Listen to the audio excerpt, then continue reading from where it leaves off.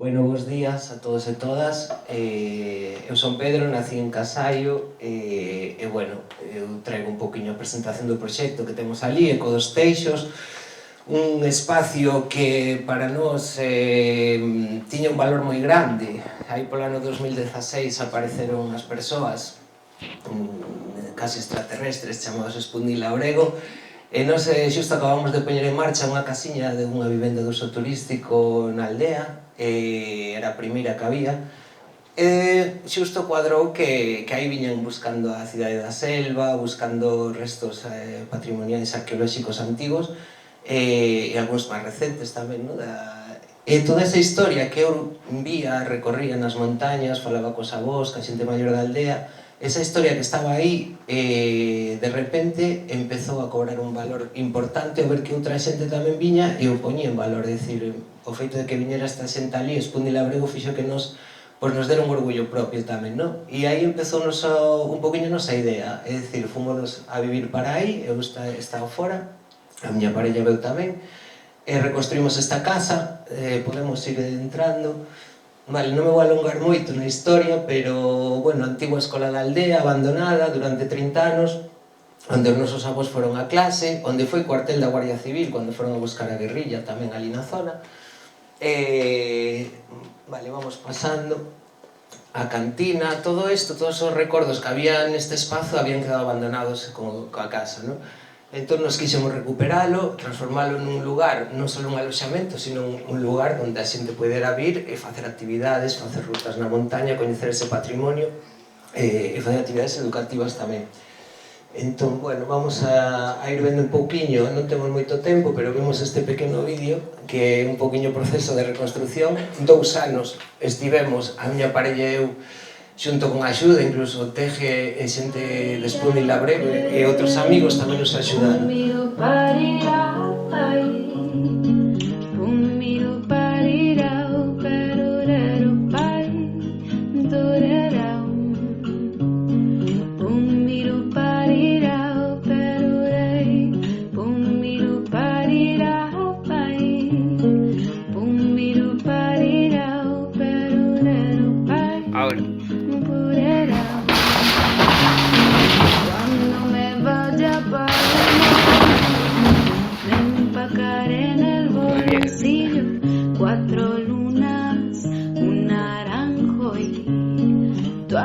Rositas del patio, cuando me vaya pa'l monte, me empacaré mi lenguaje y el recuerdo que no tengo de los cantos de mi abuelo.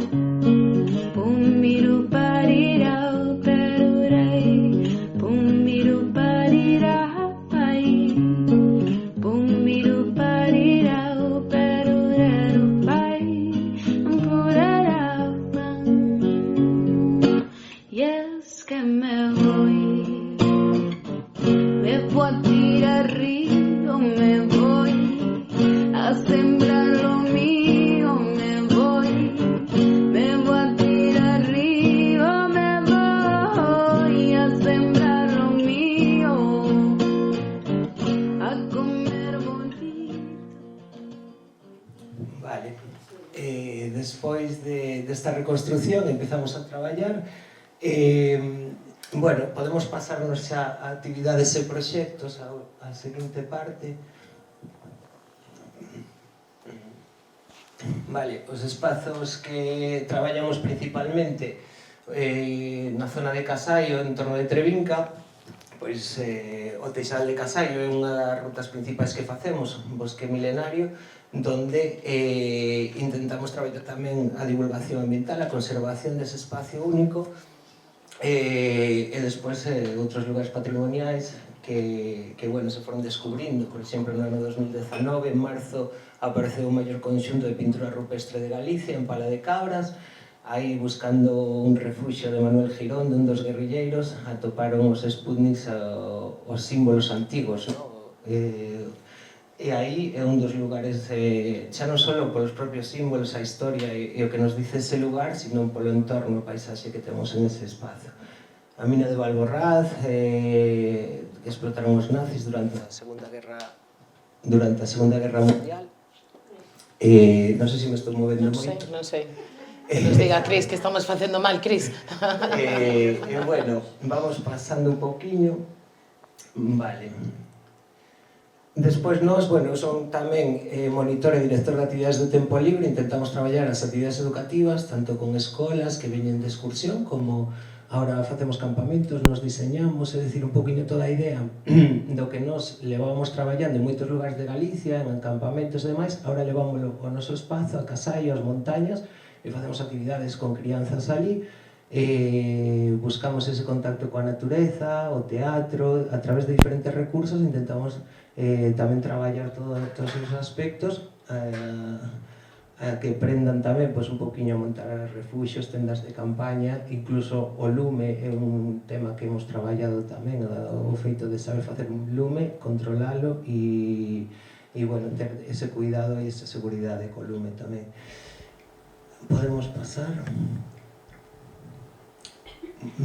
Vale, despois nós, bueno, apoiamos todo tipo de iniciativas de asociacións que veñen grupos e aí crease un micromundo onde se desarrollan experiencias, a verdade que son increíbles, de mulleres que veñen un fin de semana e nos guiamos algunhas actividades, outras veces xente de Erasmus que veñen a facer unha convivencia de 10 días en torno a algunha temática, normalmente relacionada coa ecoloxía, con actividades artísticas, entón creanse experiencias que, bueno, nos despois de 5 anos facemos o aniversario o 25 deste mes que estamos agora mesmo, estamos, a verdade que, superando un poquinho todo o que soñábamos cando empezamos con este proxecto.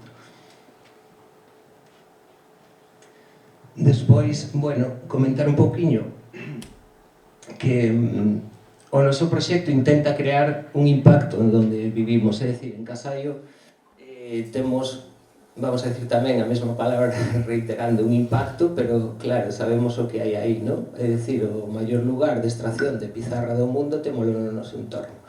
Entón, eso crea, obviamente, o motor económico de Valdeorras, son as condicións laborais, pero, ao mesmo tempo, crea un impacto tanto na paisaxe como a nivel ambiental.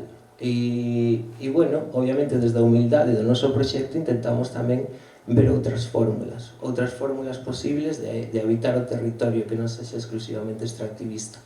E isto tamén repercute un poquinho digamos, na relación que se ten co entorno. Antes falabades na charla de pola mañá de que as comunidades locais sabían xestionar o territorio, non? Sabían como relacionarse con el para a prevención dos lumes, por exemplo.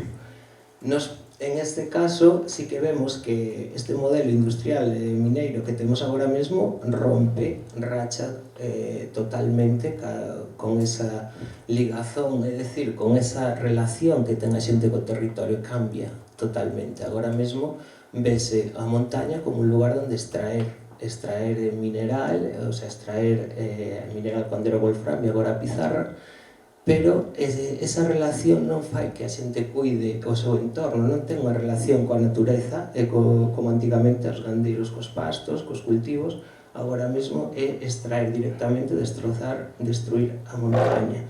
Por lo tanto, tendo un respeto por este modelo económico que obviamente dá riqueza e postos de traballo na zona, creemos que tamén debemos buscar outras alternativas máis respetuosas, aínda que a propia minería da pizarra podría serlo, é dicir, podría haber moito máis de rehabilitación, é dicir, hai escombreiras, hai buratos que non se pechan nunca, e eso, revexetar esos espazos e buscar unha fórmula, incluso unha oportunidade laboral aí, podría ser unha boa opción, pero actualmente non se fai e eso, bueno, repercute nunha paisaxe que se vai degradando constantemente.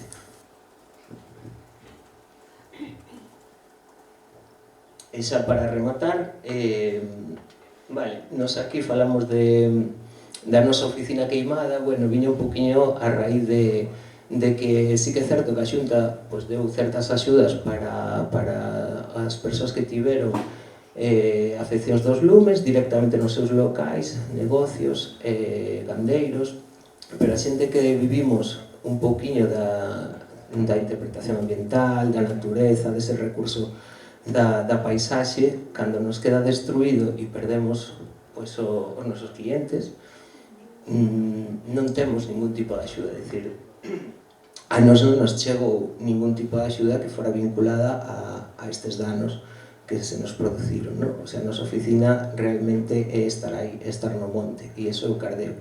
Entón, bueno, realmente, pois, esa foto que vedes á dereita, vendo como vai o lume directamente á zona da cidade da Selva, está feita desde o noso xardín do albergue, e tamén comentar que ese mismo día, cando estivemos 8 días, levábamos 8 días xa co lume, é dicir, non pasou tan rápido como aquí en Larou, a zona de Valdeorras da Rúa, o barco, pasou en un día, 2 días, non?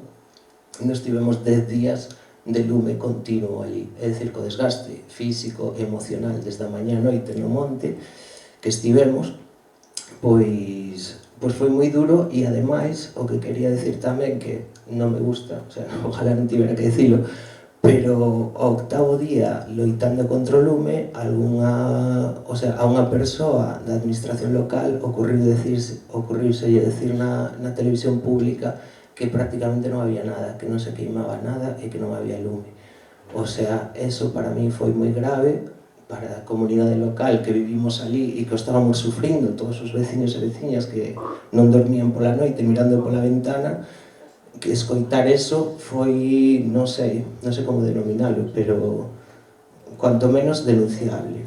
Entón, quero decir que estas cosas hai que denunciarlas. Como decía o meu compañeiro, non podemos quedar calados a veces, hai que posicionarse no que é evidente. Non che poden decir que non está ardendo nada cando ti tes 8 días o lume encima da tua casa.